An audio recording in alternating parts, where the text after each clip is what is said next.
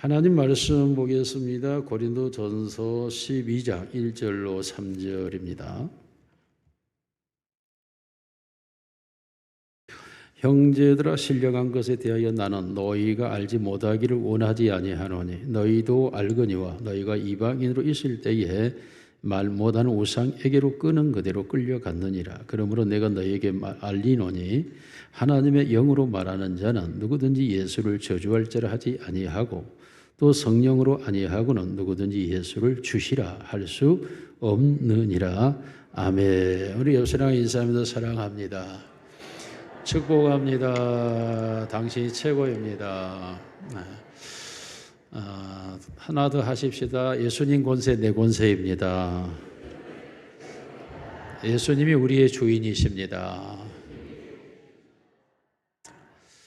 여러분, 헌재가 물론 2차 한 번 더 심리를 연기를 해놨습니다만은 여러분들이 헌재의 심리 결과를 마치 청문회 지켜보듯이 지켜봤을 텐데 참 여러 가지 혼란스럽죠. 왜냐하면 대통령과 총리의 진술이 서로 다르고 국정원장과 1차장의 진술이 서로 다르고 그리고 수도방위 사령관과 바로 직하 이하 단장의 서로 증언이 다르고 결장청장은 이제 나오지 않지만 서울청장과 여러 가지 부하 직원분들의 말이 서로 일치되지 않고 이러한 이야기들과 또한 헌재의 그 재판관들의 심리 질문이 또 각자가 너무 편파적 질문을 하고 있는 편향적인 상황을 보면서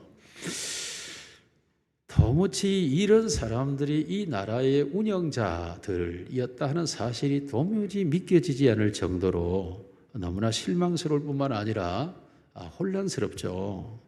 서로의 말이 다르니까 국민들이 혼란스러울 수밖에 없다고 생각을 해요. 그래서 단순한 문제라고 저는 생각을 합니다. 단순한 문제란 계엄법 1조를 보면 계엄은 비상계엄과 경비계엄으로 구분한다. 비상계엄은 대통령이 전시, 사변 또는 이에 준하는 국가의 비상사태 시 적과 교전 상태에 있거나 사회 질서가 극도로 교란하여 행정 및 사법 기능의 수행이 현저히 곤란한 경우에 군사의 필요시 따르거나 공공의 안정 질서를 유지하기 이유하여 선포한다고 되어 있어요.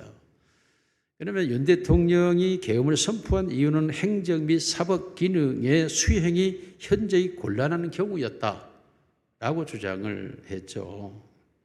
그런 경우로 인해서 부정선거라든지 입법 예산 삭감의 독주라든지 사법부에 대한 탄핵이라든지 감사원장에 대한 탄핵 등이라고 주장을 하고 있지 않습니까? 그러면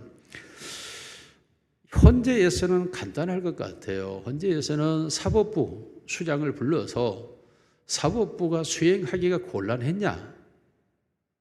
그리고 행정부는 대통령이 했기 때문에 경제부총리를 불러서 입법이 예산 삭감에 대한 국가 행정 기능에 있어서 손실이 비상계엄을 선포할 만큼 힘들었느냐, 어려웠느냐, 이 두 사람에게 이 두 가지만 질문하면 계엄의 적법성이 판단되고 그러면 계엄이 적법하다, 불법하다, 위법하다라고 판결하면 될 것 같은데 계엄 이후에는 6조에 보면 국방장관이 권한을 대행해요. 계엄사령관이 돼요.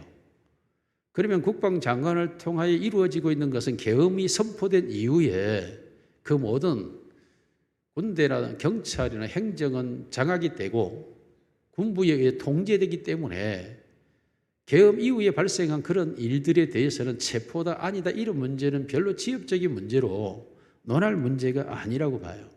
계엄이 적법하다면 그 모든 게 적법한 것이고 계엄이 불법하다 그러면 그 모든 것이 불법이 되는 것이기 때문에 사법부 수장하고 행정부 수장 경제부총리 불러서 이것만 물어보면 될 것 같은데 제 생각이에요. 그러면 행정과 사법 수행이 정말 곤란하여 계엄을 선포할 수밖에 없었다. 이러면 끝날 것 같은데 이러한 복잡한 문제를 혼란스럽게 만들고 있는 데다가 5.18 청문회 때 군인들이 나와서 기억이 안 난다. 그때 제가 기억하기를 참 군인들이 미련하구나. 기억이 안 난다. 전부 기억이 안 난다. 80년대 청문회 특징이 기억이 안 난다.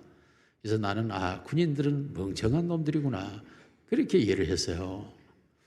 근데 지금은 나와가지고 모든 사람들이 서로 말이 다른 거짓말을 하는 거예요. 그래서 참 거짓말을 잘하는구나. 군인이 저렇게 거짓말을 잘하면 이 나라가 어떻게 될까? 이런 상황을 보면서 왜 저들이 서로 말이 다른 거짓말들을 하고 있을까?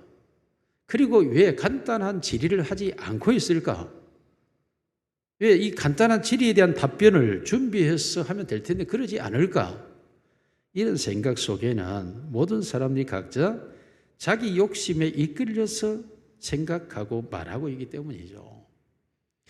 여러분, 같은 말을 했는데 듣는 사람이 다르고 말한 사람이 다르고 알고 있는 것이 다르고 모르는 것이 다르고 하고 싶은 말이 다르고 하고 싶지 않은 말이 다르고 이렇게 말했는데 저렇게 말하고 저렇게 말했는데 이렇게 말하고 모두가 말이 다르다고 하는 것은 말로 진실을 가릴 수가 없다라는 얘기가 돼요.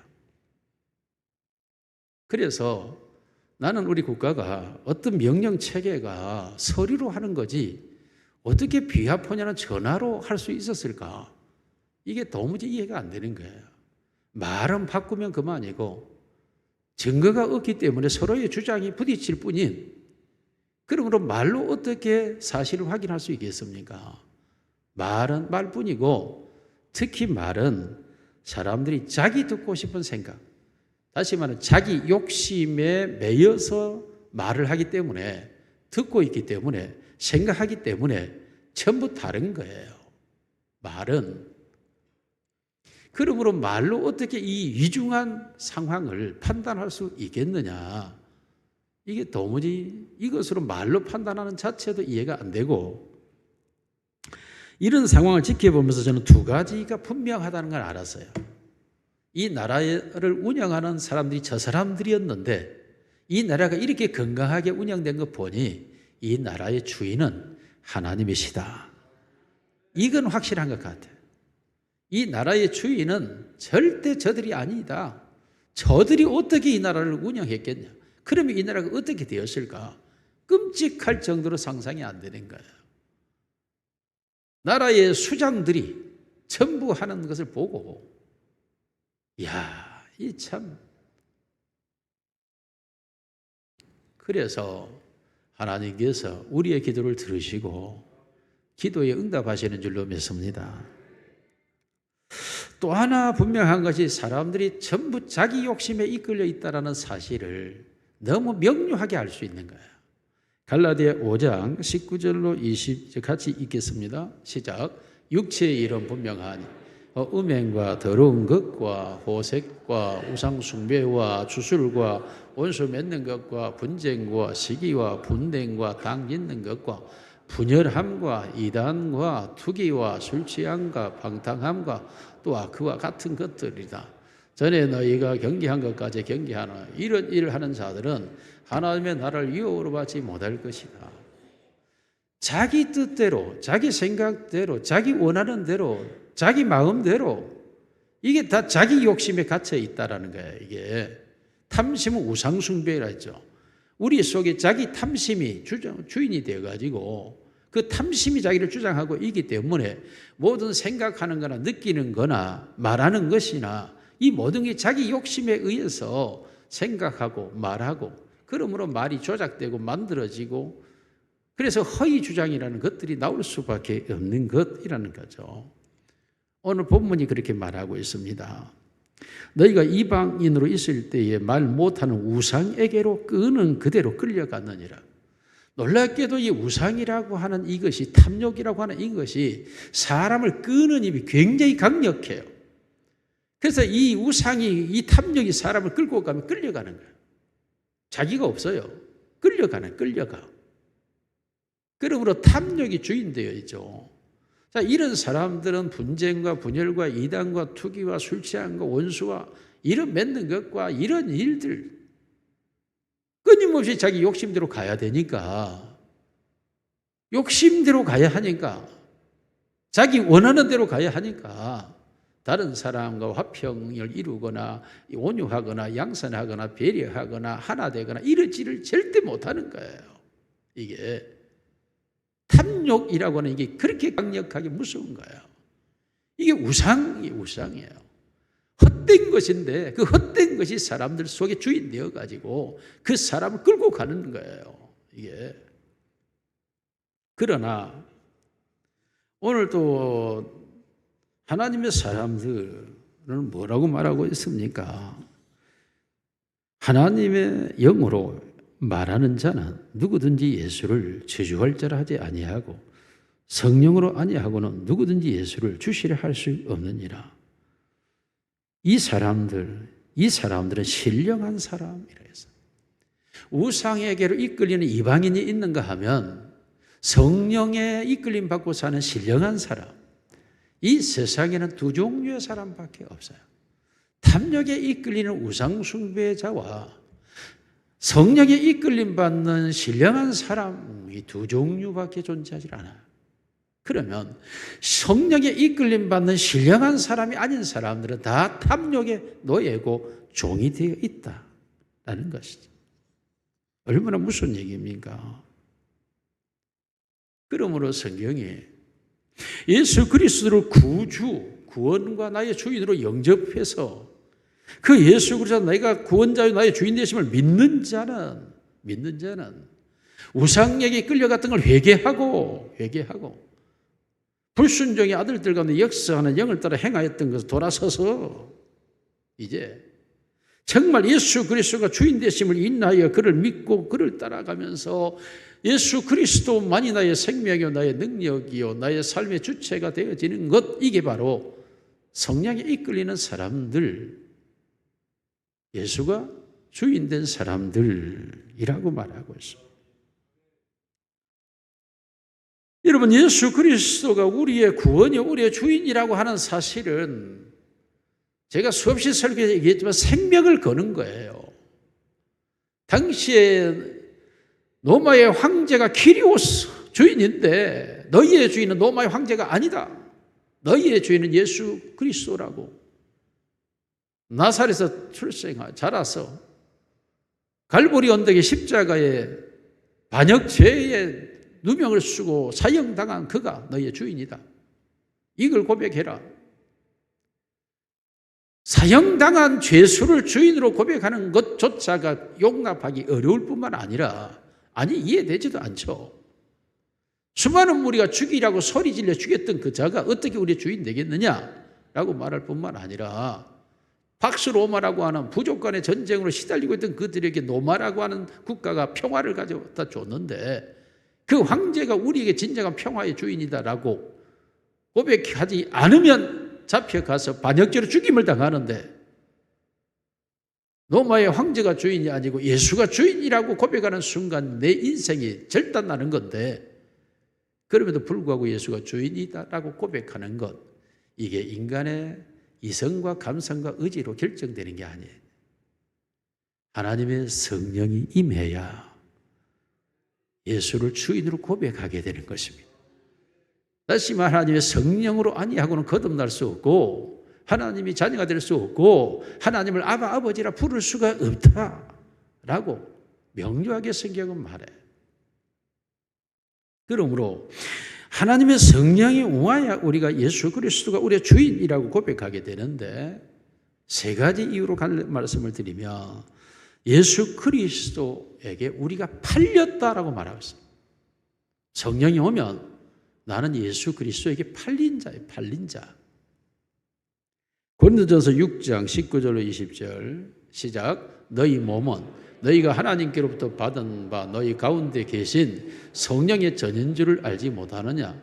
너희는 너희 자신의 것이 아니라 값으로 산 것이 되었으니 그런즉 너희 몸으로 하나님께 영광을 돌려라 라고 말하고, 우리가 지난날 알지 못하는 우상에게 이끌려 갔던 사람들이고 생명의 길을 알지 못하고 멸망의 넓은 길로 달려가고 있었고, 공중의 권세 잡은 불순종의 아들들 역사는 영을 따라 살았고, 죄악의 포숙질에 묶여서 꼼짝없이 꽁꽁 묶여 죄인으로 끌려가며 살아갔던 우리의 모습이고, 그리고 우리는 노예가 되어서 수많은 죄의 종들로 팔림을 당하며 살아갔던 우리들, 죄악의 세력에 의해서 수많은 상처 속에 고통하며 신음하며 살아가고 있던 우리들, 그런데 그러한 사람들을 예수 그리스도께서 오셔서 값을 주고 샀다라고 말해요. 샀다.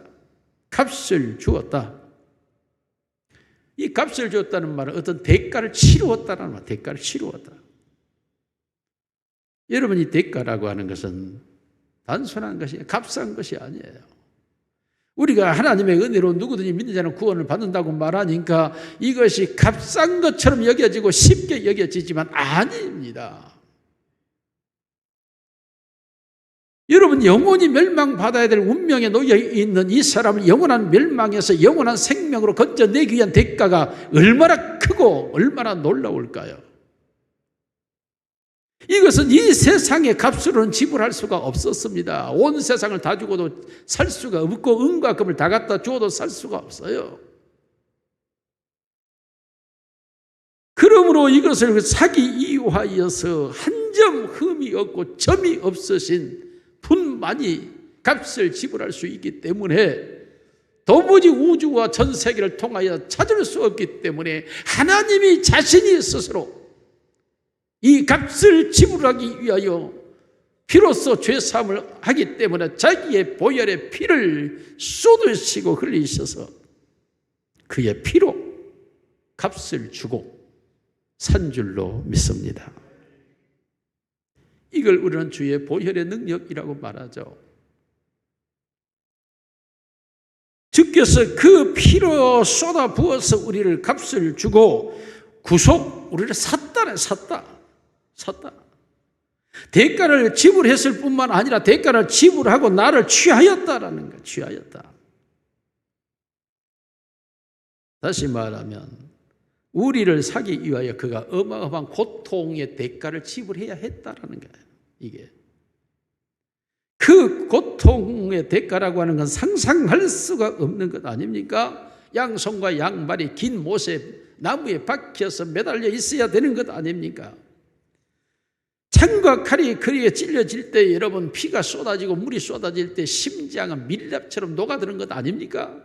심장이 조금만 막혀도 고통스러워서 심장에 막힘에 괴로움과 고통을 호소하는데, 밀랍처럼 심장이 녹아드는 이 고통은 무엇으로 표현할 수가 없는 그 아픔을 견뎌내야 하고, 우리는 조그만 팔이 매여 있어도 그 통증을 견디지 못해서 야단법석을 치는데 양손과 발이 못에 박혀 점점 밑으로 흘러내려올 때에 그 찢겨지고 부서지는 뼈의 고통은 무엇으로 표현할 수 있습니까?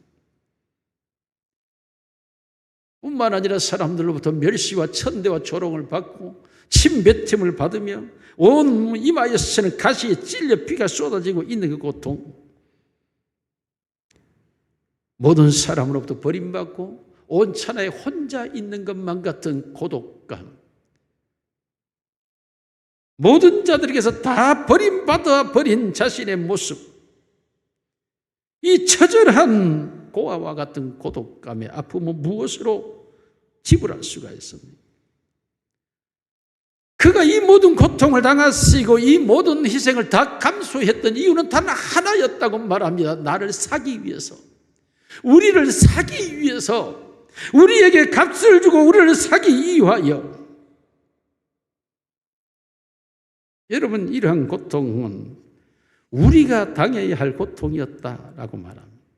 우리가 지금 우리의 범죄로 말미암아 내가 받아야 될 고통을, 내가 감당해야 될 그 고난을 주님이 대신 모든 고통과 고난을 대신 당하셔서 대가를 치루어서 그 고통과 고난의 대가만 가지고도 부족하여 죽어야 했다는 것입니다. 죽어야. 죽음으로 내려가야만 이 대가가 지불되었다는 것입니다. 죽음이라고 하는 것은 모든 것과 단절되는 그 비극, 그 고통은 상상할 수가 없는 아픔이죠. 의인을 이유하여 혹 죽는 자가 있지만 죄인을 위하여 죽는 자가, 우리 주님께서 경건치 않은 자들을 위하여 대신 죽으셨다.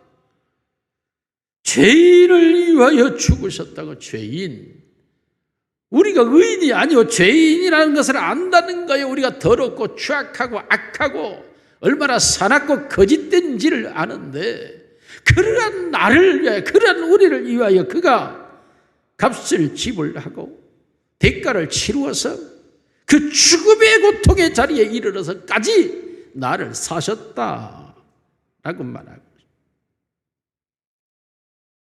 그러므로 십자가 상에서 나의 하나님, 나의 하나님, 어째 나를 버리셨나이까라는 버림의 고통스러움을 외쳤던 그 주님께서 마지막에 운명하시면서 다 이루었다라고 선언하는, 얼마나 이 대가를 지불하기가 하나님이신 예수님도 고통스러웠는지 견디지를 못하여 내 마음이 고민하여 죽게 되었으니 나를 위하여 기도해 달라라고 제자들에게까지 요청했던,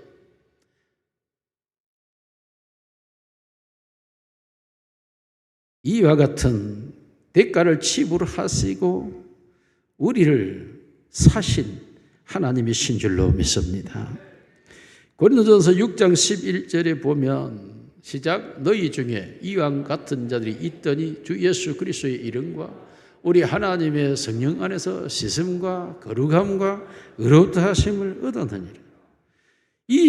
그 앞에 있었던 말은 우리가 우상숭배와 음란과 간음과 탐심과 악의와 온갖 그러한 죄악 속에 놓여 있었던 우리가 이제 그가 피로 값주고 사셔서 우리를 씻으셔서 거룩하고 의롭게 하셨다라고 말합니다.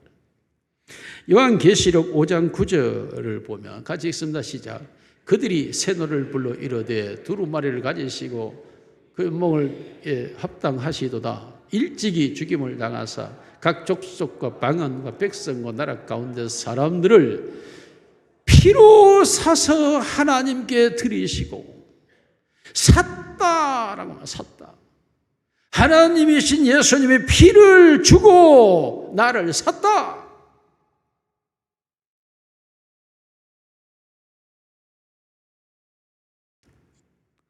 여러분, 우리가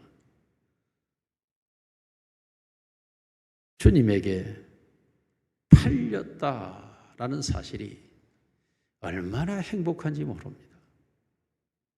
내가 주님에게 팔려서 주님의 것이 되었다. 이것보다 더 좋은 것이 없어요. 하나님이 자기 백성들을 유월절 어린 양 제사의 피로 사서 출애굽을 시켜서 그들이 불순종하지만 하나님이 40년 광야길을 먹이고 입히시고 불기둥과 구름기둥으로 덮으시고 보호하셔서 인도하시는 하나님, 자기 백성을 하나님이 인도하시되 끝까지 인도하시는 줄로 믿습니다. 하나님이 야곱에게 내가 너와 함께 있어 너로 거부가 되어 내가 이 땅으로 돌아오게 할지니라 21년이 지난 후에 야곱은 거부가 되어 그 땅으로 돌아오게 하시는 하나님, 자기 백성을 철저하게 지키시는 하나님, 베드로에게 말하기를 내가 젊어서는 띠뜨고 내가 원하는 너 다녔거니와 늙어서는 그렇지 아니하니 내가 끌려가리라 하시 마침내 순교의 면류관을 받아 쓰게 하신 그 주님. 그렇습니다, 여러분. 하나님이 우리의 피로 값주고 사서 자신의 것이 되었다고 한다면 이보다 더 좋은 일은 없죠. 산기슭에 양떼들이 풀을 뜯고 있는데 추운 한파가 몰려왔습니다. 그 추운 한파로 인하여 양들은 눈이 덮여버리므로 더 이상 초원을 다닐 수가 없습니다. 이때에 늑대들은 양떼들을 삼키기 위해 달려들기 시작합니다. 이때에 이 양들을 다 한 곳으로 모읍니다. 모으고 그 묶어놓았던 집초 더미를 가서 먹이고 그것이 떨어지고 사료를 먹이고 떨어지고, 그러나 목자는 그 양들을 늑대로부터 그 굶음으로부터 지키기 위하여 온갖 애를 그때부터 쓰기 시작합니다. 놀랍게도 양들은 이 무리에 모여서 전혀 불안해하지를 않는다는 것입니다.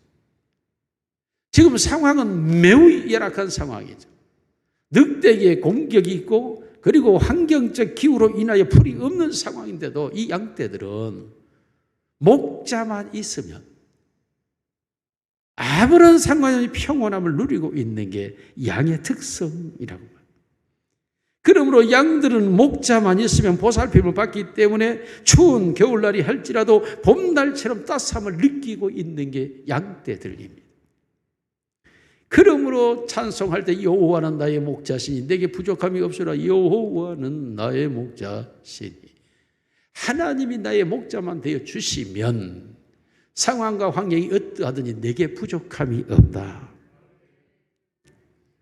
여러분, 우리의 자신이 자신의 것이 아니라는 사실이 얼마나 행복한지 모릅니다. 여러분, 내가 내 자신의 것이 된다고 생각하십시오. 내가 주인이고 내 자신이 내 자신대로 살아가야 되는, 내가 책임자이고 내 운명과 내 삶과 내 영혼을 내가 결정짓는 자라고 여러분 생각한다면 여러분, 이와 같이 어려운 건 없습니다. 자신이 주인이라고 생각하고 살아가는 사람을 향하여 신학자들은 두 가지를 얘기합니다. 바보와 폭군이라고 말합니다. 바보라고 하는 말은 육체를 따라 살아가는 사람들이 얼마나 미련한지 모른다는 거죠. 육체가 원하는 대로 행하며 나아가는 것은 당장 육체가 살아가는 삶에 내일이 무엇이 있는지도 모르고 어떤 일을 만날지도 모르고 그 육체가 어떤 일을 할 수 있는지도 모르고 그 육체를 가지고는 아무것도 할 수 없는데도 불구하고 바보 육체로 무엇을 할 수 있는 것처럼 생각한다는 거예요. 이게 바보 생각. 여러분, 이 자신이 주인되어 있으면 폭군에 시달리게 되는, 폭군이 누군지 아십니까? 욕망이라는 거예요. 욕망. 우리 안에 탐욕이라고 하는 것은 우리의 폭군이 되어서 나를 이끌고 가요. 끌고. 진정한 인생의 삶의 의미와 가치와 그리고 그 아름다움과 생의 평화와 생의 기쁨, 하나님이 주시는 온갖 좋은 것들이 있는데 위로부터 빛들이 아버지가 오는 것들이 어마어마한 좋은 거예요. 그것을 단 한 번도 누리지 못하고 내 안에 욕망의 포로가 되어서, 탐욕의 포로가 돼서 일생을 끌려가는 거예요. 일생을. 여러분, 그 욕망이라고 하는 것은 혹독한 노예를 다루는 감독과 같다라고 말했어요. 노예를 혹독하게 부려먹는 감독, 이게 바로 우리 속에 있는 탐욕이라는 거예요. 그러므로 이 탐욕은 폭군이 되어서 우리의 일생을 그 탐욕의 노예가 되어 끌고 가는 거죠. 승진을 위해서, 출세를 위해서, 돈을 모으기 위해서, 명예를 얻기 위해서, 권력을 얻기 위해서 아주 브레이크 없는 고장난 자동차처럼 질주예요. 질주. 그러다가 무엇을 만납니까? 질병, 사고, 노환. 한순간에 모든 사람이 내가 왜 이렇게 인생을 살았지? 라고 말하지만 이미 세월은 흘렀고 시간은 지났고 때는 늦은 거죠. 독재자인 이 욕망의 포로가 되어 살아간다고 하는 게 얼마나 불행한 것입니까? 우리가 값으로 팔렸다라고 하는 것이 얼마나 감사합니까? 내가 주인이 아니고 하나님이 주인이시고, 내가 책임자가 아니고 예수님이 나의 주인이시고, 그러니 내가 교만에 시달릴 일도 없고 근심 걱정에 매달릴 일도 없고 내가 책임감에 눌려서 무거운 짐 때문에 한숨을 쉴 이유도 없고, 진정으로 그분이 나의 주인이라는 사실이 인식되어지는 순간 세상의 모든 무거운 짐에서 노임받는 자유함이 우리에게 파도처럼 강물처럼 밀려오게 되는 줄로 믿습니다. 여러분, 그분이 피로 값주고 샀다고 하는 사실이 얼마나 감사한지, 얼마나. 그러므로 내 몸 또한 내가 스스로 해야 할 권세가 없어요. 왜요? 주인의 것이니까. 고린도서 6장 13절 시작. 음식은 배를 위하여 있고 뼈는 음식을 위하여 있으나 하나님은 이것저것을 다 폐하시리라. 몸은 음란을 위하여 있지 않고 오직 주를 위하여 있으며 주는 몸을 위하여 계시느니라. 우리의 몸은 음란을 위하여 있지 아니하고 오직 주를 위하여 있으며 주를 위하여 있다라고 하는 말이 무슨 말입니까? 주님께 팔렸다는 거예요. 우리의 몸이 주님께 피로 팔려서 내 것이 아니라 주님의 것이 되었다라는 것. 그러므로 우리는 우리의 자신의 것이 아니기 때문에 우리의 지체를 가지고 우리가 함부로 사용할 수 있는 권리가 없다. 내 몸을 내 마음대로 사용할 권리가 없다라는 겁니다.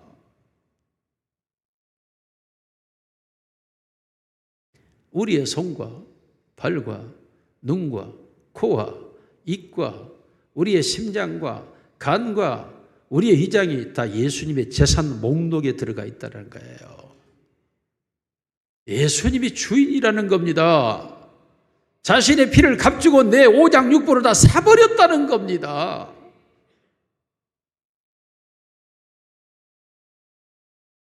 여러분, 정직한 사람들은 자신의 소유를 잃는 것보다 남의 소유를 잃는 것에 대하여 굉장히 고통스러워하죠.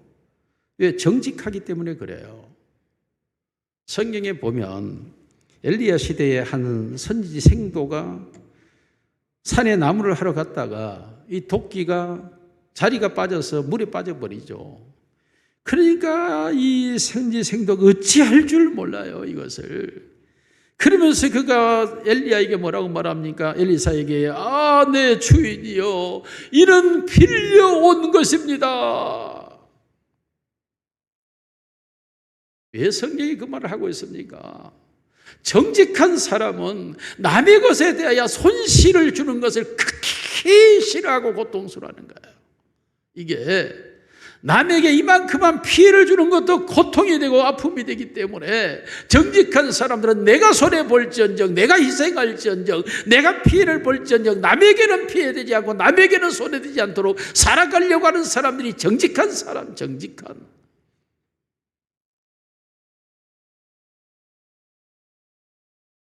여러분, 이와 같이 우리가 정직해야만 도둑이 되지 않는 겁니다. 도둑질은 남의 것을 탐내는 거죠. 십계명을 범하는 거죠. 이웃을 해하려고 거짓 증거하죠. 자기 욕심 채우려고. 이게 정직하지 못한 거예요.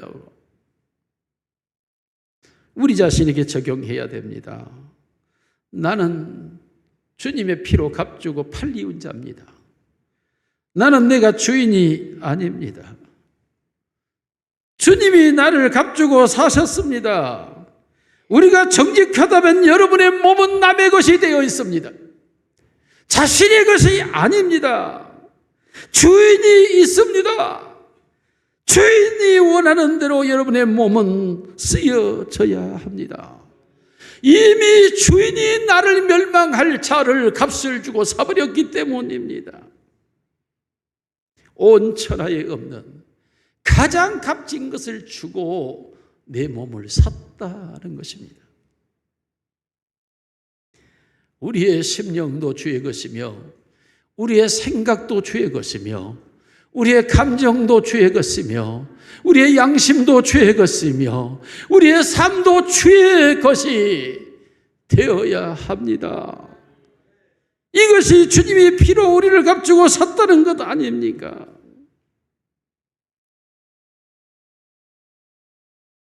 우리의 아이들이 낙서장에 낙서를 하면 낙서장은 찢어버리면 그만이지만 남에게 빌려온 책을 가지고 있는데 그 책에 아이가 낙서를 하면 어떻게 하겠습니까? 하지 못하게 해야 되죠. 왜? 남의 책이니까. 여러분, 우리의 몸에 우리가 낙서할 수 있습니까? 쉽게 낙서가 할 수 있는 것이라고 우리의 몸을 그렇게 사용할 수 있습니까? 우리의 몸이 빌려온 것이라니까요. 주님의 피로 값주고 사서 주의 것. 그러므로 내 몸이 내 것이 아니라는 사실을 우리가 안다면 우리의 몸을 우리의 마음대로 사용할 권리가 우리에게는 전혀 없습니다. 그러므로 우리의 몸을 하나님께 영광이 되도록 먹든지 마시든지 무엇을 하든지 너희의 몸으로 하나님께 영광을 돌리라. 우리의 몸이 그렇게 사용되어야 되죠. 우리의 몸을 또한 버려둘 권리도 우리에게는 없습니다. 종은 주인을 위해 존재하는 것입니다. 종에게 기술이 있다면 주인을 위해서 사용하는 것이고, 종에게 능력이 있다면 주인을 위해서 쓰이는 것이고, 종에게 달란트가 있다면 달란트는 주인을 위해서 사용하여 주인에게 이익을 남기는 것이 종의 책무인 줄로 믿습니다.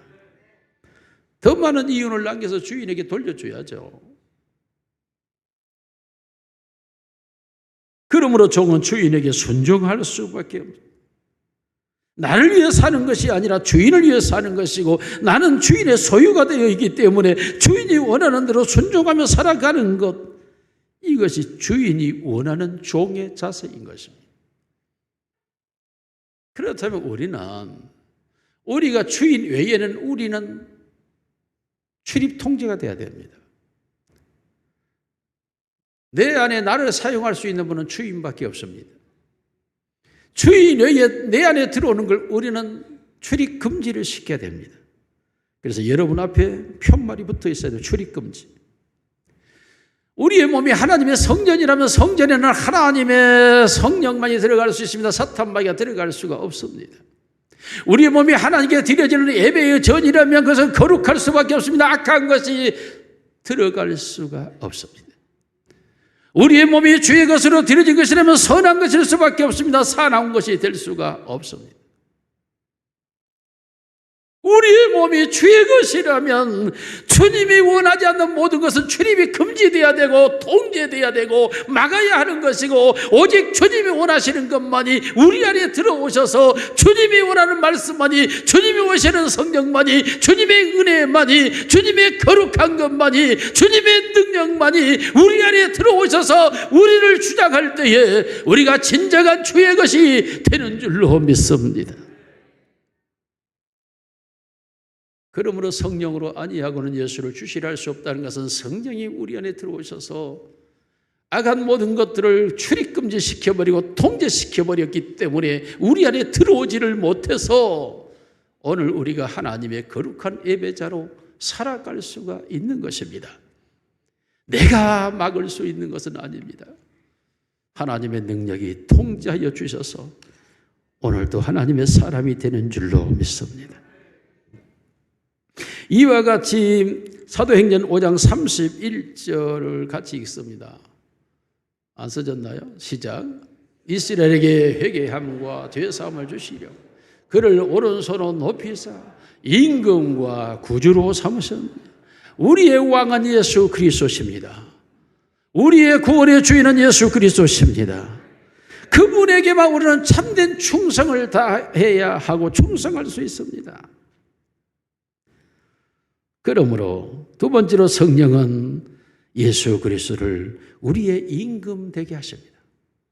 진정한 우리의 왕이 되게. 그가 피로 값주고 사서 그의 것일 뿐만 아니라 우리는 예수 그리스도를 왕으로 섬기는 신하로 살아가게 하는 것이 성령입니다. 예수 그리스도 이 땅에 오셔서 부활의 주로 왕이 되었지만 사실은 예수가 오실 때 천군과 천사들이 그 사실을 알리며 찬송과 영광을 돌렸고 자연과 만물과 가축이 예수 그리스도의 탄생에 대하여 기뻐 뛰며 노래하였고, 예수 그리스도는 만물의 주요 그로 말미암아 만물이 소통하며 그런 하늘과 땅의 모든 권세를 가지신 만왕의 왕이라고 선언하고 있습니다. 만물이 그로 인하여 기동하며 만물이 그의 허락하에 존재하고 있다라고 말하고 있습니다. 그러므로 이름만 왕이 아니라 실제적 왕, 그 의미는 권세와 권력자라는 의미보다 모든 것을 통제하고 다스리고 주관하고 섭리하는 주권자라고 말하고 있는 게 성경이 말하는 임금이라는 의미인 것입니다. 실제적으로 하늘과 땅과 모든 것을 복되게 하시고 심판하시고 주관하시고 역사하시는 것입니다. 그의 통찰에 모든 것이 존재하고 있는 것입니다. 그렇다면 우리가 그에게 부름받았고 그의 피로 값주고 사서 그의 나라의 백성이 되었는데 그가 우리를 군사로 부른다면 그는 우리의 사령관이요 우리는 그의 군사가 되어야 하며, 그가 일체를 만들고 우리를 부르셨다면 그는 우리의 감독자며 우리는 그의 일꾼이 되어야 하고, 그는 우리를 노예로부터 사셨다면 그는 우리의 주인이요 그가 시키는 대로 우리는 행하는 일을 해야 할 것이며, 그가 우리를 신부로 삼으셨다면 우리의 신랑이므로 그와 사랑의 관계에서 연합된 일을 이루어 가야 할 것이며, 그가 교회를 세우시는 분이라면 오늘 우리가 교회에 속했다면 오직 그의 뜻을 따라가야 하는 그의 백성, 그의 성도가 되어야 할 것이며, 그가 우리를 육체로 피로 값주고 사셨다면 우리의 육체는 그의 재물이 되어야 할 줄로 믿습니다. 여러분, 우리를 군사로 삼으신 것은 우리로 하여금 그의 적과 싸우게 하기 위한 것이며, 그가 우리를 일꾼으로 부르셨다고 하는 것은 그의 일을 맡기시기 위함인 것이고, 그가 나를 신부로 삼으셨다는 것은 신랑 대신 그를 섬기게 하기 위한 것이며, 그가 나를 교회로 세우셨다면 교회로서 그의 뜻을 이루어 가야 할 사명을 우리에게 주었다라는 의미인 것이 됩니다. 사랑하는 성도 여러분, 그분은 우리의 임금이요 우리의 왕이시라면 우리는 그를 위하여 충성된 신하로 살아가야 할 줄로 믿습니다. 그러므로 우리는 그의 지체가 되어 그를 머리 대신 그를 영화롭게 하는 사명자로 살아가야 하는 것입니다. 여러분, 그는 전능하신 우리의 구세주가 됩니다. 세 번째, 그는 전능하신 구세주이십니다. 그에게 피로 값주고 팔렸다는 것이 너무 감격스럽고, 그분이 나의 왕이 되었다는 사실이 너무나 놀랍고, 그런데 그분이 전능하라는 사실이 우리에게는 얼마나 행복한지, 얼마나 마음이 편한지 모릅니다. 왜입니까? 전능하신 그분은 나를 너무나 잘 아십니다. 내가 미치지 못할 일이 무엇인지도 아십니다. 나를 통해 하실 수 있는 일이 무엇인지도 그는 아십니다. 내가 감당할 수 있는 능력이 어디까지인지도 알고 계십니다. 내가 행할 수 있는 능력이 어디까지인지도 그분은 너무나 잘 알고 계십니다. 그러므로 그가 나의 전능자가 되어주셨다고 하는 사실은 너무너무 감격스럽고 감동스러운 사실입니다. 왜입니까?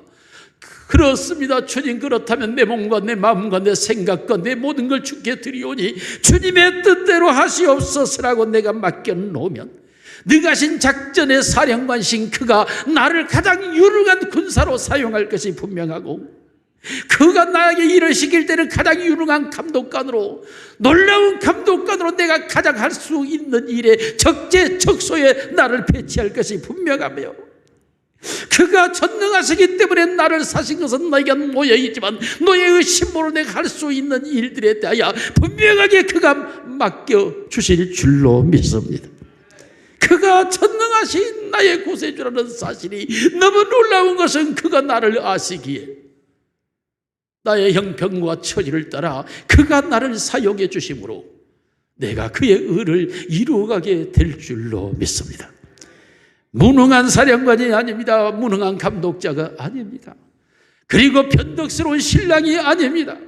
신실한 신랑이요 변치 않는 사랑으로 나를 품어주시고 안아주시며 나를 이루하시고 내게 도움이 되며 세임을 주실 나의 참 사랑스러운 신랑이기에 우리는 그분이 나를 피로 값주고 사시고 나의 왕이 되어주시고 나의 구원자가 되어주심이 내게는 말할 수 없는 영광이요 자랑이요 감격이요 기쁨이 되는 줄로 믿습니다.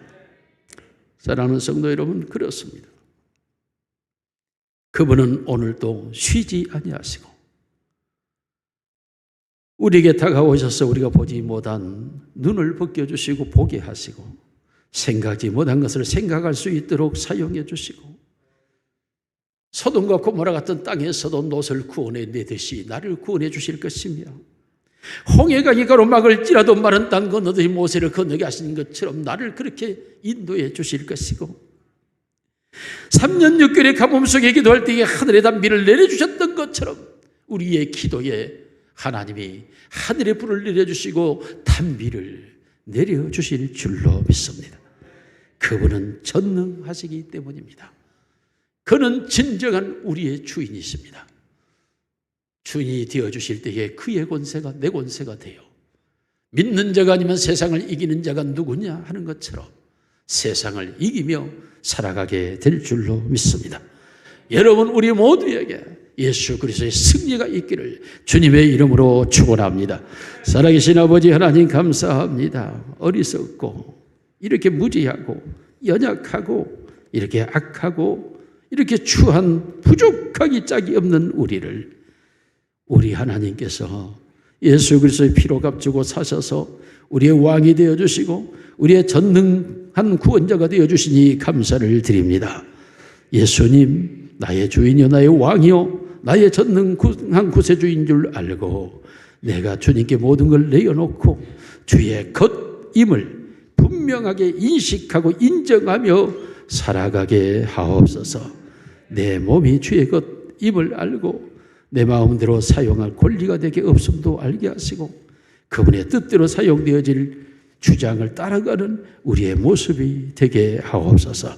나를 버리고 내 안에 사는 건 예수 그리스도가 되어 주시옵소서. 우리 구주 예수님 이름으로 기도드리옵나이다. 아멘.